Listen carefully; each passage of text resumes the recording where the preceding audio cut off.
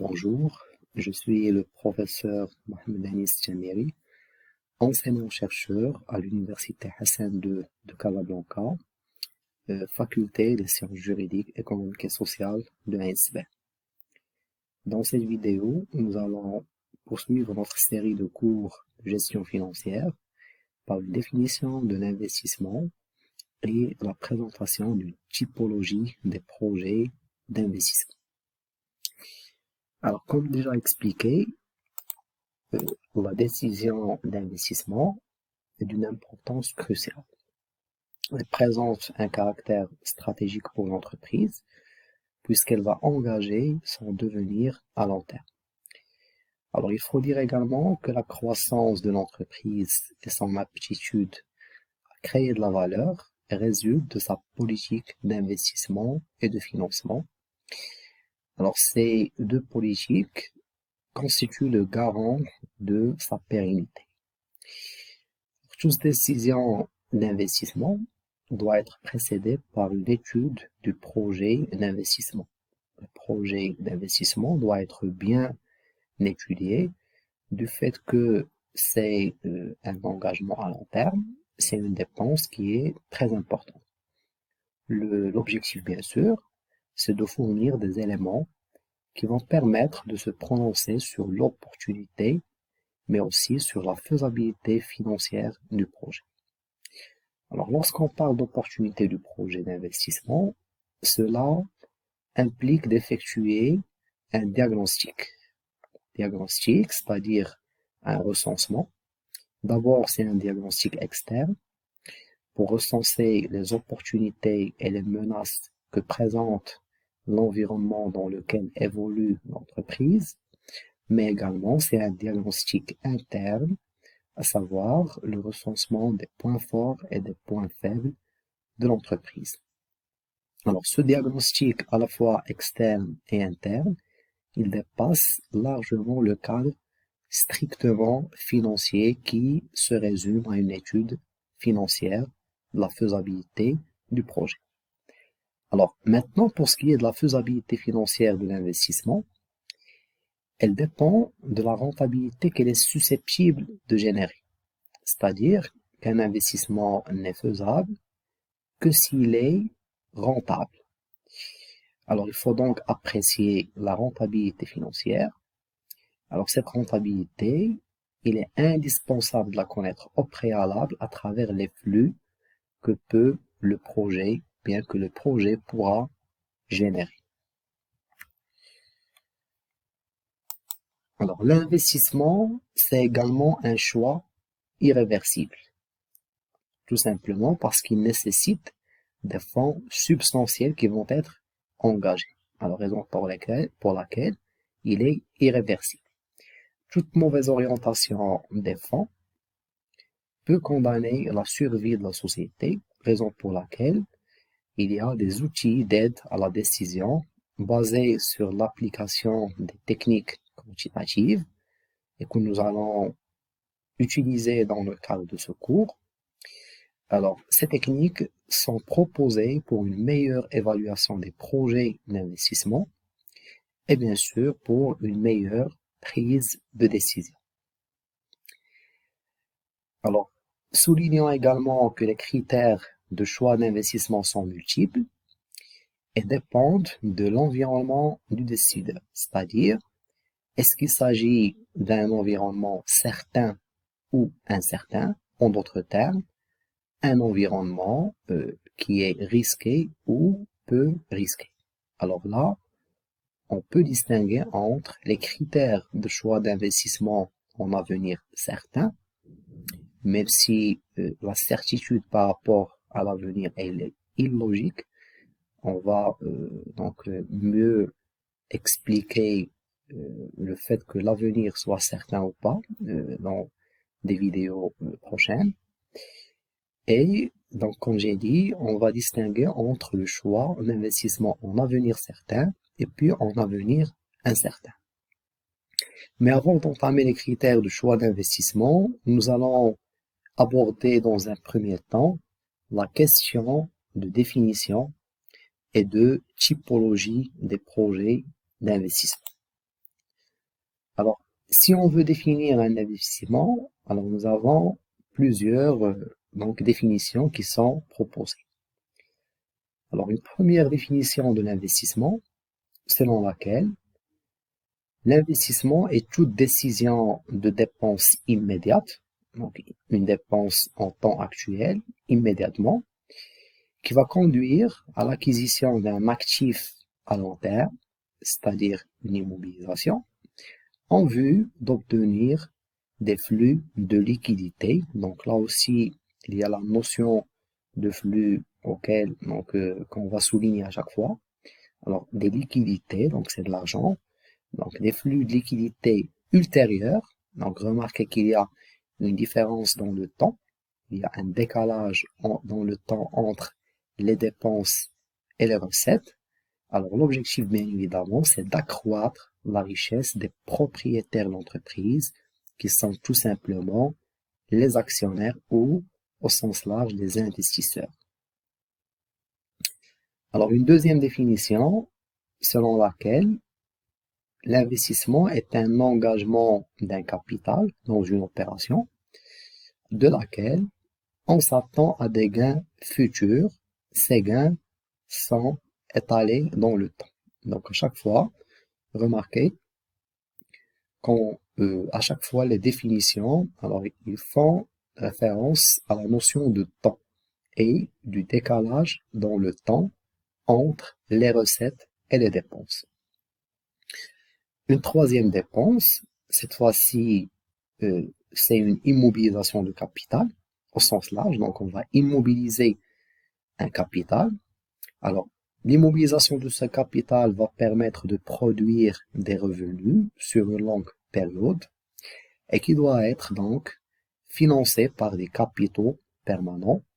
Donc, on l'a déjà expliqué dans la vidéo précédente. Donc, les ressources à long terme vont permettre de financer les emplois à long terme. C'est la règle d'or en finance.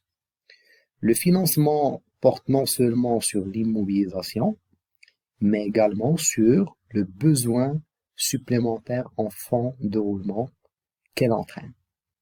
Alors ceci est tout à fait logique parce que le fonds ou bien le capital investi ne porte pas uniquement sur l'acquisition des immobilisations, mais il faut pas oublier qu'il y a donc un supplément qui est bloqué, un capital qui est immobilisé pour couvrir le besoin supplémentaire en fonds de roulement ou tout simplement le besoin en fonds de roulement généré par l'activité. Donc, dernière définition, l'investissement, c'est une dépense immédiate dont l'objectif de générer des flux futurs. Une définition qui est simple et claire. Alors, maintenant, après avoir effectué cette lecture des définitions des investissements, alors, généralement, on distingue entre trois approches d'investissement, ou bien trois conceptions de l'investissement. Alors, on parle de l'investissement selon la vision comptable, ou bien l'approche comptable. Alors, on peut également traiter l'investissement selon une approche économique, et puis l'investissement selon une approche ou bien une conception financière. Alors, d'un point de vue comptable, un investissement, c'est toute dépense engagée pour l'acquisition d'une immobilisation corporelle, incorporelle et ou financière. Donc, si vous remarquez, la conception comptable se résume à l'acquisition des actifs immobilisés, c'est-à-dire des immobilisations incorporelles, corporelles ou financières. Alors, il faut dire que cette approche, l'approche comptable, elle est restrictive dans le sens où elle n'est considérée comme investissement que les éléments de la classe 2, c'est-à-dire l'actif immobilisé. Donc, seuls considérés comme étant un investissement l'acquisition des éléments de la classe 2, alors que les dépenses destinées à couvrir, par exemple, le besoin en fonds de roulement, qui est un capital immobilisé pour faire face au décalage dans le cycle d'exploitation entre recettes et dépenses. Un autre exemple, cette fois-ci, la formation du personnel, qui est comptablement considéré comme étant une charge, mais d'un point de vue financier, comme on le verra par la suite, c'est une dépense à long terme. Le fait de former le personnel pour exercer une activité peut être, d'un point de vue financier, considéré comme un investissement. Alors, ces deux exemples de dépenses ne relèvent pas des investissements, raison pour laquelle la conception comptable de l'investissement, elle est un peu limitée. Alors maintenant, d'un point de vue économique, un investissement, il correspond tout simplement à l'acquisition ou la création d'un capital fixe.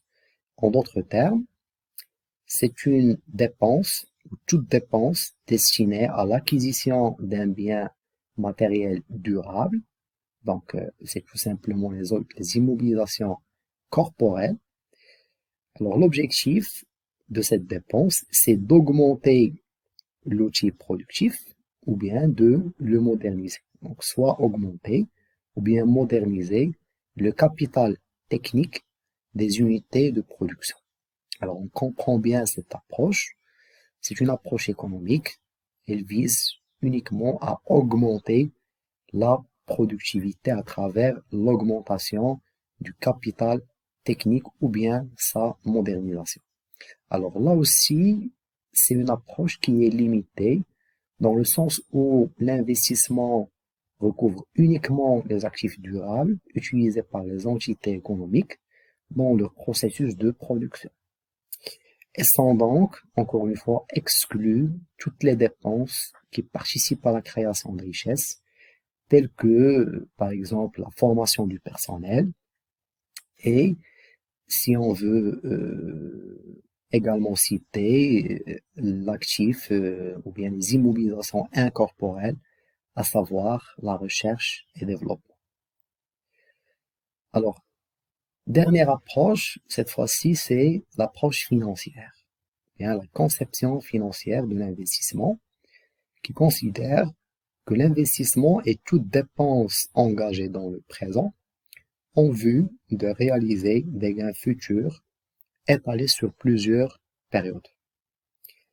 Alors, tout simplement, selon cette approche, donc, investir, c'est mettre en œuvre aujourd'hui des moyens financiers. Alors, à travers ces moyens financiers, on va acquérir des biens donc matériels ou immatériels pour, au travers des activités de production et de vente, ça va permettre de générer des ressources financières sur plusieurs périodes ultérieures. Donc, il y a un décalage dans le temps entre les dépenses et les recettes. Alors, cette approche précise également que l'investissement est constitué non seulement par les actifs immobilisés, mais aussi par les besoins en fonds de roulement d'exploitation, qui représentent en fait des besoins permanents et pour lesquels il faut immobiliser une source d'argent.